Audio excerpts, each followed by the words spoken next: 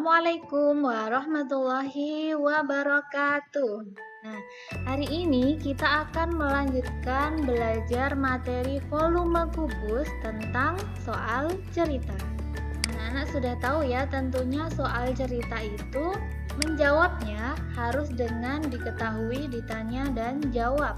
Kemarin kita sudah mengetahui rumus volume kubus. Rumus volume sama dengan R pangkat 3 atau R kali R kali R. Kemudian rumus mencari rusuk. Jika diketahui volumenya, maka diakar pangkat 3 dari volume. Kemudian kalau diketahui luas alasnya, untuk mencari volume berarti cari rusuk dulu dengan rumus R sama dengan akar pangkat 2 dari luas alas, baru kemudian bisa mencari volume dengan rumus V sama dengan R pangkat 3. Nah, sekarang Ustazah punya beberapa macam soal cerita tentang volume kubus. Oke, kita ke contoh yang pertama ya. Sebuah bak mandi berbentuk kubus dengan panjang rusuk 90 cm terisi air sepertiganya.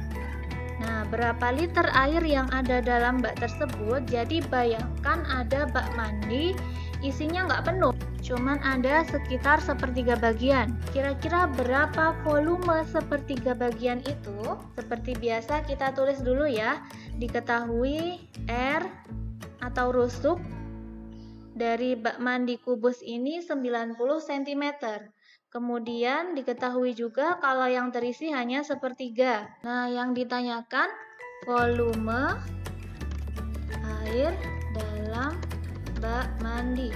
Volume air dalam bak bisa kita hitung dengan cara seperti ini. Karena yang terisi itu hanya sepertiga, berarti isinya hanya sepertiga dari volume keseluruhan. Nah, volume keseluruhan itu kan R pangkat 3. Jadi sepertiga dari volume seluruhnya. Nah, sepertiga dari itu kalau dalam matematika kita rubah menjadi sepertiga kali. Sepertiga dikali volume seluruhnya 90 kali 90 kali 90. Kemudian sudah ketemu 729.000. Nah, ini bisa kita coret ya. 729 dibagi 3 hasilnya 243. Dikasih nolnya 3, jadi 243.000 cm3. Kita rubah ke liter karena di sini yang ditanyakan liter. Jadi 243 liter. Selanjutnya soal nomor 2. Seorang pedagang memiliki 1.200 liter minyak goreng. Ia ingin memasukkan minyak goreng tersebut ke dalam wadah berbentuk kubus dengan rusuknya 10 desimeter. Nah, berapa liter minyak goreng yang tidak dapat dimasukkan ke dalam wadah? Jadi ada pedagang punya minyak goreng pengen dimasukin ke dalam wadah yang bentuknya kubus. Nah, kira-kira minyak gorengnya itu bisa muat semua atau enggak? Nah, kalau tidak, berapa liter yang enggak muat di wadah itu? Kita tulis dulu V benda yang dimasukkan. Ini maksudnya V minyak goreng ya. Volume minyak goreng 1.200 liter. Terus R wadah atau rusuk wadahnya ini 10 desimeter. Ditanya V benda yang tidak dapat dimasukkan. Maksudnya V minyak goreng yang nggak bisa dimasukkan. Nah, kita cari dulu V wadahnya. Volume wadahnya karena rusuknya 10. Nah, 10 kita pangkatkan 3 jadi 1000 desimeter kubik. Nah, anak-anak masih ingat kan? Desimeter kubik itu sama dengan liter. Ya. Selanjutnya V benda yang tidak dapat dimasukkan atau V minyak goreng yang nggak muat di wadah. Itu cara carinya dengan V benda yang mau dimasukkan dikurangi V wadah. 1.200 liter dikurangi 1.000 liter, hasilnya 250. liter. Jadi, minyak goreng yang tidak dapat dimasukkan ke dalam wadah adalah 200 liter.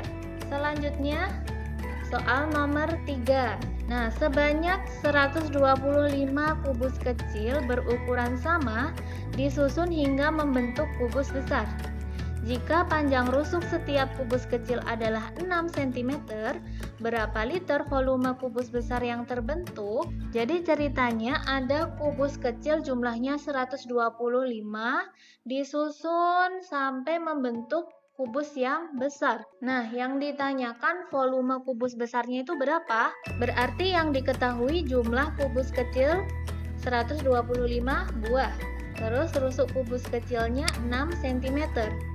Yang ditanyakan volume kubus besar yang terbentuk. Nah, caranya kita cari dulu volume kubus kecil. Volume kubus kecil adalah 6 pangkat 3. Tadi rusuknya 6 ya. Hasilnya 216 cm kubik. Nah, kemudian V kubus besarnya berapa? Nah, kita kalikan volume kubus kecil dengan jumlah seluruh kubusnya. Ada 125 ya, dikali volume kubus kecilnya berarti 125 kali 216. Hasilnya 27.000 cm kubik. Nah, tapi ini yang ditanyakan liter ya. Jadi kita rubah ke liter. Oke, sampai sini bisa dipahami ya. Selanjutnya, Shiva membuat kue berbentuk kubus dengan panjang rusuk 2 cm. Ia ingin memasukkan kue tersebut ke dalam toples berbentuk kubus dengan panjang rusuk 10 cm. Nah, berapakah kue yang dapat dimasukkan ke dalam toples? Yang diketahui rusuk benda yang dimasukkan, rusuk kuenya. Panjangnya 2 cm, kemudian rusuk wadahnya, toplesnya 10 cm. Yang ditanyakan jumlah benda yang dapat dimasukkan atau jumlah kue yang bisa masuk ke toples itu berapa?